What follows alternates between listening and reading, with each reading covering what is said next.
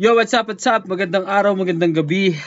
Panoorin natin tong bagong inilabas ni PH Update patungkol sa mga kaganapan dyan sa bansang Pilipinas. Okay.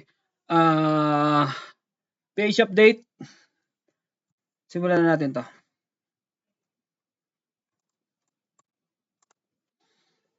Talagang napakatakle sa ho nitong ali na to, napakapalinggera. Yung video ho na yan, nakuhanan noong 2015 na kung saan nakikipagtalo ho siya sa mga pulis at ikinulong ho siya dahil sa kanyang pagwawala. Meron ho siyang pinagtatanggol na kesyo inaresto daw ng walang warrant of arrest. Ayun, kalaboso din ho yang si Atty. Claire Castro. Pero bago ho natin pag-usapan niya ang pagkakakalaboso niya na yan, kung bago lang ho kayo sa PH Update, isang like at isang subscribe. Masaya na ho tayo dyan sa mga gusto sumali sa ating community. Yung join button, nandyan lang ho sa baba. Ayun na nga mga kababayan, rekta ho tayo dito sa ating mga kababayan. Talaga namang napakatindi kong sumuporta sa ating mga ginagawang reaction video. Mega love shoutout ho muna dito kay Ma'am Joanna Martinez Rabara. Maraming salamat ho sa pagsuporta sa PH Update. Ang sabi ho niya dito kay Ortega, manahimik ka dito sa La Union, Ortega, huwag kang magkalat dyan sa presscon. Buwisit, nakakahiya ka. Ayan, kinahiya na ho itong si Ortega ng kanyang mga kababayan dyan sa may La Union. Bago mo banatan si Tatay Digong, bago mo siya tawagin ng kung ano-anong mga salita, atupagin mo muna yung iyong mga constituent dyan sa La Union. At dito kay Ma'am mega love shoutout dito kay Ma'am, hindi ho natin mabasa ang pangalan pero talagang suki ho natin yan dito sa PH Update. Pero dati binanggit na niya hindi ambisyosa kasi iba yung si Ma'am ambisyosa. Nakalimutan ho natin pangalan nitong si Madam. Anyway, maraming salamat ho, Ma'am. Mega love shoutout. Ingat ho kayo, ingat. Next time na magpakulay ho kayo, ilagay niyo yung pangalan niyo ulit, nakalimutan ho. Maraming salamat, Ma'am. Maraming salamat. Kasi Japanese yung pagkasulat Japanese yung pagkasulat nyo dun sa mismong YouTube channel niya. Kaya hindi ho natin mabasa. Ayun na nga. Rekta ho tayo dito kay Claire Castro. DZMM host detained at MPD, Manila Police District for turning hysterical. Yan ang problema sa iyo, Madam. Huwag ka kasing magwala. Naglalabasan tuloy yung mga video mo na kung saan makikita ng ating mga kababayan kung anong klaseng abogado ka. Nadadaan naman lahat sa diplomasya. Kaya yung kahalintulad na ugali nitong ali na to noong 2015, nakikita ho natin ngayong pinagtatanggol niya itong si Marcos Jr. Ito, pakinggan nyo ho mga kababayan. Ibang klase itong ali na to. Game.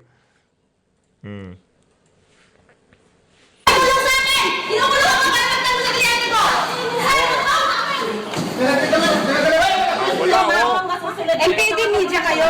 Kakampi niya ba yung media? Hindi na. Ay, ang taga-ABS-CBN po ako. Pasensya na. Tulong lang ako. Taga-DCRJ po. DCRJ. Walang Atty. Claire Castro po. Walang warrant, sir. Narinig nyo talagang proud na Atty. Claire Castro po. Walang warrant. Ang problema, huwag kang magwala. Kung walang warrant, madadaan mo yan sa diplomasya, pero huwag kang magwala, Madam. Nagkat sa SM Mall.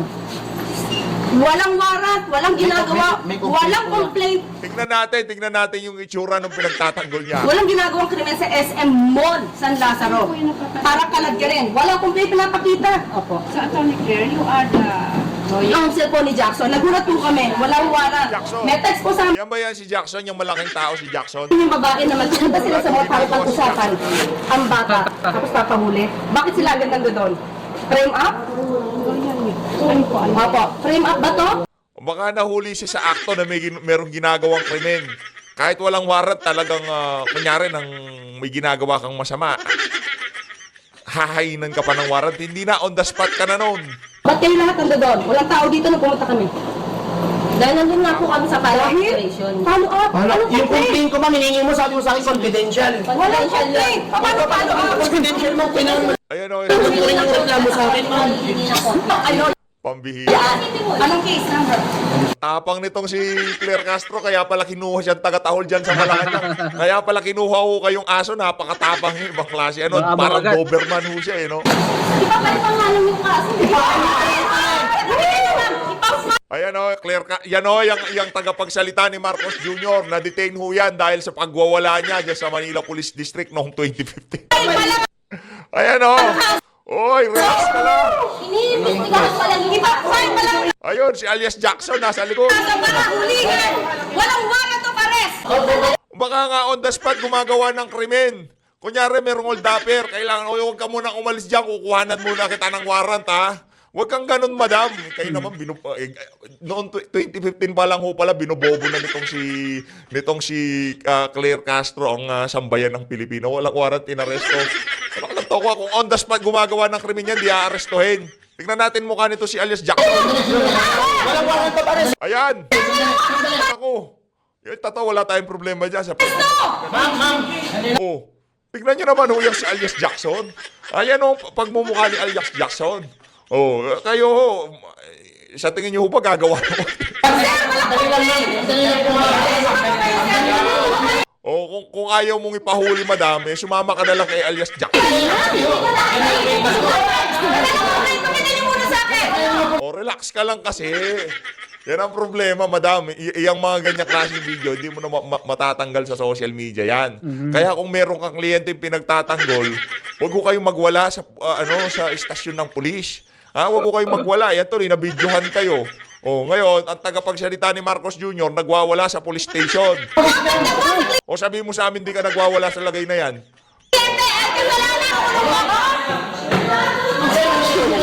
Ang tapang mo pala talaga nitong ali na to. Ngayon, kumbaga track record niya ay talaga. Yeah, ito po yung bagong tagatahol ni Bongbong Marcos, si Claire Castro. Nakakamag-anak ni Franz Castro. Ay, tuloy po natin. Talagang, kumbaga magiging effective siya dyan. Ika nga, kumbaga sa sa paghanap ng empleyado, na-meet ho nitong si Claire Castro lahat ng requirements ng Malacanang. Dapat ikaw nakikipag-away sa police station, ha? Pinagtatanggol mo yung mga tipong mukhang hindi gagawa ng matino. No?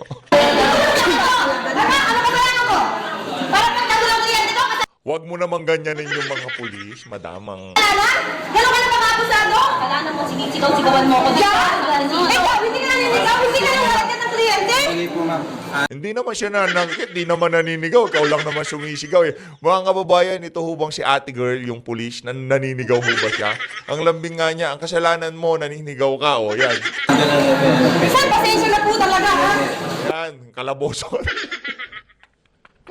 Ngayon nanghihingi ka ng pasensya.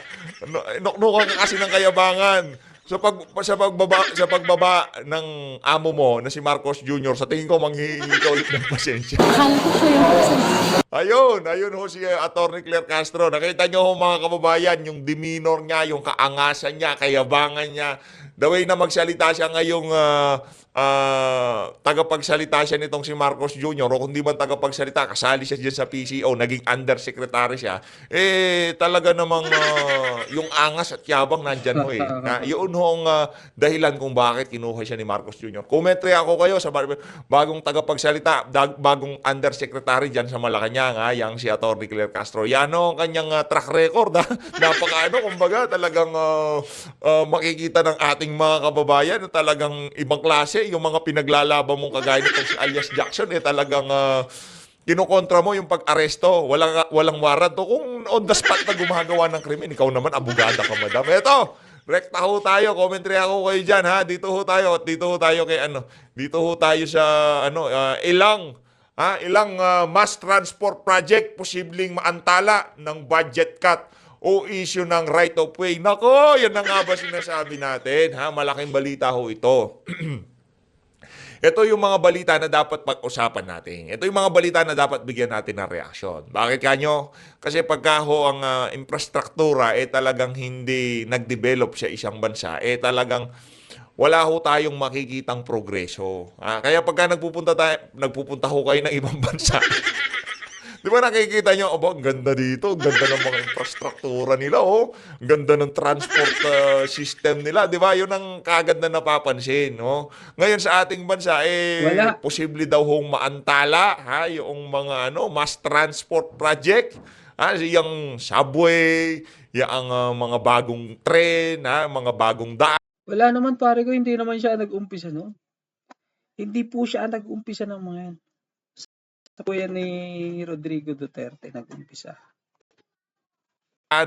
Posibleng maantala dahil sa issue ng budget cut at right of way. Anong panahon ni Tatay Digong? Anong right of way, right of way? Anong right of way issue? Dadaan dyan ang karsada. Kailangan dumaan dyan ang karsada. Para ito sa sambayan ng Pilipino. Right of way issue. Naisaayos ko yan. Yung Skyway, ang daming right of way issue niya nung panahon ni Tatay Digong. Hindi matapos-tapos dahil sa issue ng mga right of way na yan. Pagpasok ni Tatay Digong, napasinayaan. Nabuksan yung Skyway na yan. Diba? Panahon ni Panot, bigay na natin. Okay, naumpisan sa panahon ni Panot.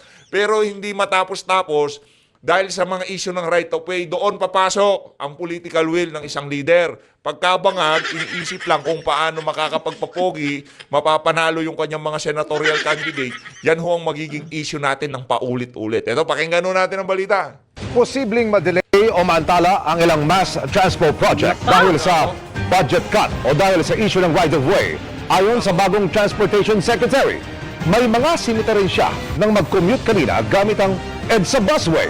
Nakatutok si Joseph Moro. Tulad ng pangako niya, pagka-point sa kanya, nag-commute si bagong Transportation Secretary Vince Dizon. At nang Ito naman si Secretary Vince Dizon. Kala ko pa naman, magaling ka nun. Oo, kailangan ng sambayan ng Pilipino ang serbisyo mo. Sa kung ano mas serbisyo ang ibibigay mo sa pamahalaan na to. Ang ingay ho, no? Pasensya na ho, kababayan, ang ingay. Teka lang, ayusin natin, ha? Medyo maingay ho, yan. Kailangan ng sambayan ng Pilipino ang serbisyo nitong si Vince Dizon. Pero kung ang pinaglilungkuran mo, kagaya nitong si Marcos Jr., mag-isip-isip po kayo, Vince Dizon, no? Secretary Vince Dizon, kasi kitang-kita naman ho na yung mga ginagawa ng administrasyon na to, di ho natin na nakikita na para sa kapakanan ng sambayan ng Pilipino. Yung mga mass transport ho, yung mga mga proyekto na yan ho talaga makakapagpabilis sa progresyo ng isang bansa. Ngayon, meron hong problema na maantala at madelay na. sumakay siya sa EDSA bus carousel mula Ortigas hanggang sa monumento sa Caloocan, napunan niya ang mga sira-umunong mga elevator, mga nakaharang na railing sa babaan ng mga pasahero at mga sirang orasan. Ginawa niya ito matapos ang turnover ceremony sa DOTR kaninang umaga. Sa malalaking proyektong pang-commuter na minano ni Transportation Secretary Vince Dizon kay dating Secretary Jaime Bautista sa turnover kanina, pinakamarami pang dapat tapusin ng North-South Commuter Railway o NSCR na tatakbo mula Laguna hanggang Pampanga at ang Metro Manila Sub. Yan ho, inumpisahan ho lahat yan nung panahon ni Tatay Digong, mula Laguna hanggang Pampanga. Ayos. Subway project mula Valenzuela hanggang Naiya at Bikutan. Sa datos ng DOTR, wala pang 30% ang naitatayong struktura sa NSCR habang wala pang 20% ang sa Metro Manila Sub. Nako. IXL is helping 15 million students succeed in math and language arts. Po yun, sinimulan sa panunungkulan ni PRRD. Ayan ang nagpagawa ni Marcos dyan. Drug laboratory. Gago talaga itong pangalan. Ito ho yung mga flagship project ni dating Pangulong Rodrigo Duterte, yung NSCR na yan, from Laguna to Pampanga. Yung subway na yan. Yan ho yung mga kumbaga makakapagbigay ng malaking kaginhawaan para sa mga commuter. Imagine, from Laguna, dire-diretso ka na papuntang Pampanga, nakasakay ka sa tren. O yung subway na yan, di ba? Talagang madidicongest ho yung EDSA pagka ganyan nagkaroon tayo ng ganyang kagandang mass transport. Kaso ang problema, imbis na atupagin yan, yung mga proyekto kagaya ng ayuda. Yun ang pinagkakaabalahan nila. Imbis na buhusan natin ng oras, enerhiya, yung mga ganyang klaseng proyekto na sigurado makakapaghatid ng kaginhawaan sa sambayan ng Pilipino, inaatupag ho nila yung mga yung puro ayuda. Yan, yung pagbanat sa mga Duterte. Pag-isip sa 2028 election. Subway. Target sana yung partial operability o yung pagpapatakbo ng ilang bahagi nitong Metro Manila Subway at yung North-South Commuter Railway Project sa taong 2028. Pero tila yung target na yon noong panahon ni Tatay Digong, 2028, dapat operational na yan. Bago bababa itong si Bangag, meron ho siyang ipapamanang napakagandang regalo sa sambayan ng Pilipino. Pero dahil sa kabangagan itong si Marcos Jr., 30%, 17% ang natapos. Anak ng tokwa, para pa lang ho tayong nagga-groundbreaking dyan sa mga proyekto. Nalalagay na yan sa alanganin dahil sa ilang problema sa budget at mga legal na issue. Ayon sa DOTR, tinapyasan na hanggang 80% ang pondo para sa mga foreign assistance projects ng DOTR sa 2025 na budget. Malaki-laki ho ang tinapyas para dito sa mga foreign assisted project kagaya ng subway at ng tren mula Laguna hanggang Pampanga. Malaki-laki ho. May higit 37 billion. 80% of your budget is huge. No, it's a big problem. No, and Kailangan ho nating malaman ngayon kung saan dinala nitong Bangag administration na to yung pondong tinapyas nila. At mamaya papakinggan ho natin yan sa interview nitong si Manong Ted dito kay DOTR Secretary Vince Dizon. but as you said, meron naman saan program, so we're going to have to work with the Department of Finance and the Department of Budget to see how we. Ang simple lang Ang simple lang ho ang gagawin nitong si Marcos Jr. Proyekto, itutuloy. Yun lang ho. Wala ka nang iisipin O, nandiyan ang proyekto. Okay na, naumpisa na yan kay Digong. Kay dating Pangulo Rodrigo Duterte. Si Tatay Diggs nga, naumpisan sa panahon ni Panot yung Skyway. Anong ginawa niya? Tinapos niya kasi alam niya, makakagaan yun sa buhay ng sambayanan. O pagka pumupunta ho kayo ngayon kung galing kayong norte, dire-diretso na yan. Pagka pupunta kayo ng airport, kung may susunduin kayo, skyway kayo. Bilis, di ba? O, dahil ho doon, hindi yung politika o kung sino nag-umpisa, hindi ho yun Kasi maiiwang stigma sa utak ng sambayan ng Pilipino. Inumpisahan yan ng panahon ni Digong. Di ba? Ganun ho Pero si Tatay Digong, di ho niya inisip yun Kahit naumpisahan niya ang panahon nitong si Panot, tatapusin natin yan. Gagawin natin ang lahat para matapos yung mga legal na issue dyan o yung budget o kung ano pa man.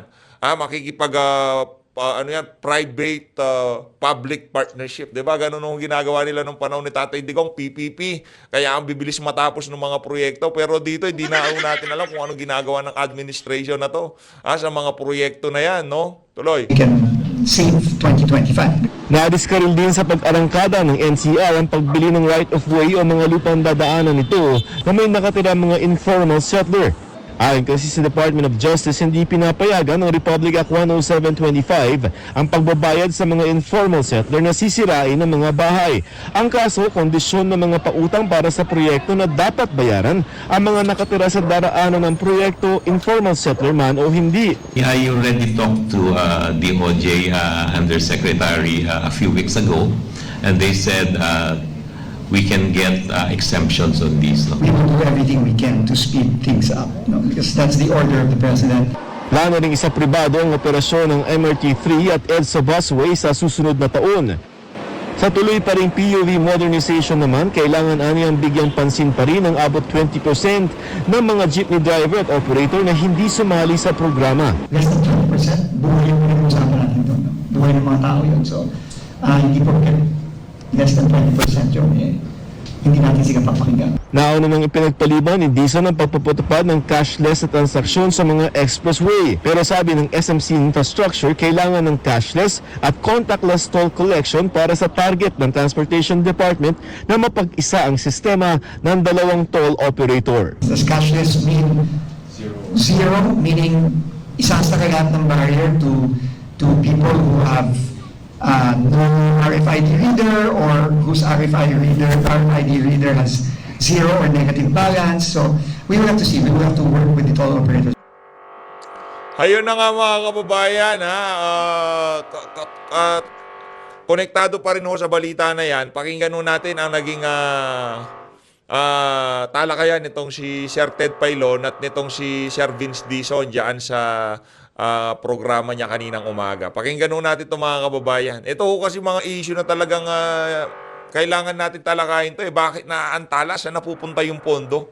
Sino yung mga dapat tumatrabaho? Ito yung mga dapat na malaman ng ating mga kababayan.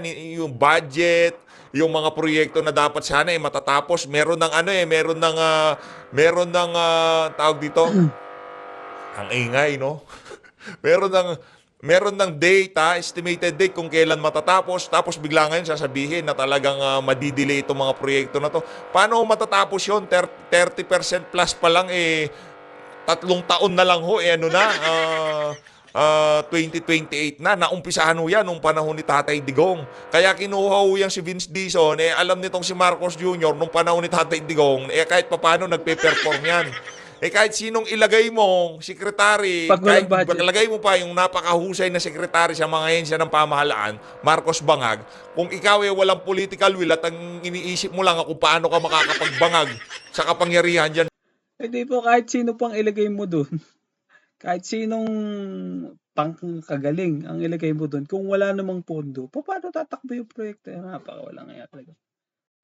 sa Malacanang, walang mangyayari dyan, Brad. Tuloy. Dito tayo kay Sir Manong Ted. Game. Diba ang 2025 budget ng DOTR? To be honest, hindi pa po. Okay. Ang proposed budget po ninyo ay 180 billion sa net.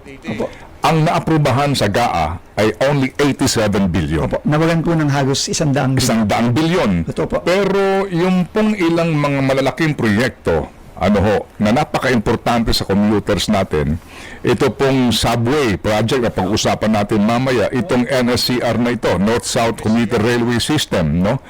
Ito po ay napunta yung counterpart ng gobyerno para po dito sa mga inutang natin na mga loans na ito para ponduhan ito ay napunta sa kung tawagin po ay unprogrammed appropriation. Kumbaga, wala pang pera ito. Opo. Kayo ho ba nung nakausap ng Presidente, napag-usapan ba ninyo itong bagay na ito? Natutulungan kayo ni Presidente, hanapan po ng pera to? Opo. Napag-usapan po namin. In fact, yan po ang unang-unang building up ng ating Pangulo. No, So kasi alam niya talagang ito ang problema mo? alam po niya. Alam po niya. Ayan, pag-uusapan nyo muna bago namin kayo pakinggan. Ayan, wala pong budget, walang naka-allotted para dyan sa mga proyektong yan, sa mga nabinbin na proyekto ng Duterte administration dito sa administration ni Bongbong Marcos. Wala po tayo nakikitang proyekto, walang progress ang lahat ng mga sinimulan ni President Duterte dati. Ito, hanggang dito na lang muna po to at subaybayan nyo po ang mga susunod na mga inilalabas naming video para po updated kayo parate sa mga kaganapan sa politika ng bansa. Salamat. Mag-ingat po kayo parate.